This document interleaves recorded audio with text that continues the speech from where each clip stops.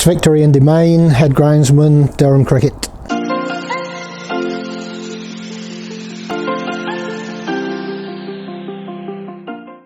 So take us back to when you first got into groundsmanship. Why did you first get into this industry? Bit of a chance really. I was a mad keen cricketer. Didn't do any groundsmanship as such, apart from helping out in the village clubs where I played and clubs. And then I saw a job came up for a cricket ground manager, which I'd done a lot of coaching work, and part of the role was coaching there. Another part of it was looking after the ground, so that's sort of how I fell into it. You ended up here at Durham. You've been here a few years. Why Durham? Why did you take the opportunity to come and be head groundsman here in the North East? I mean, it's I'd worked at Trent Bridge for a couple of years as deputy head groundsman there. I wanted to be head groundsman at my own ground. That's always got to be your aim. Durham job came up. There was a test match on the schedule for the following year. And so great opportunity to be making pitches at the highest level. And in the summer it's an action-packed job. In the winter you're getting ready for the new season. What do you enjoy most about working in this industry? This isn't work. Groundsmanship isn't work, it's a vocation. You have to love it. If you don't love it, there's no point being there. What do I enjoy? Days like today when the sun's out, everything's looking good, no players on the ground, so we can get on with our work and do everything. And it's also great to be here when it's a full house for an international or a T20 or whatever, and the whole ground is buzzing and hopefully some good cricket. It's a great industry to be in. And what would you say are the most challenging things about working here in this industry? For me, the most challenging thing is midwinter.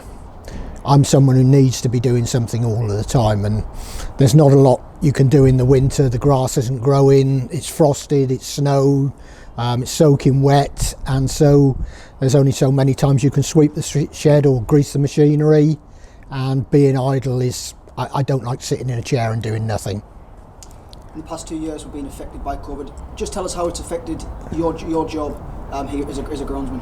Yeah, COVID's been massive because it meant half the team was on furlough.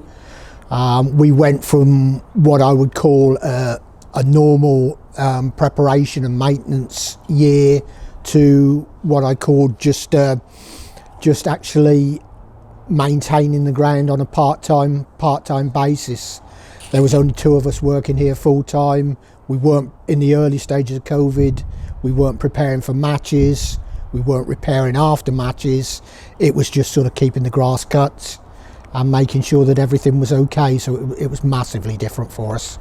And this week we're celebrating Grounds Week. Why do you think it's important that we celebrate initiatives like this to celebrate the work that goes on? As I said earlier, it's a great industry.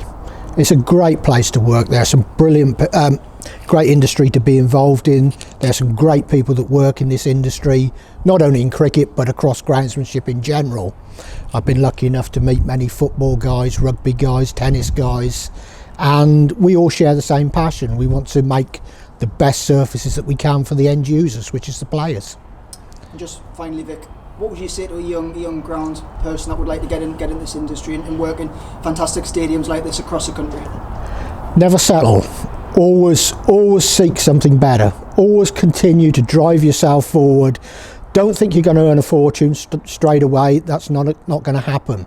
But set yourself goals and aim for the top, work hard and get there.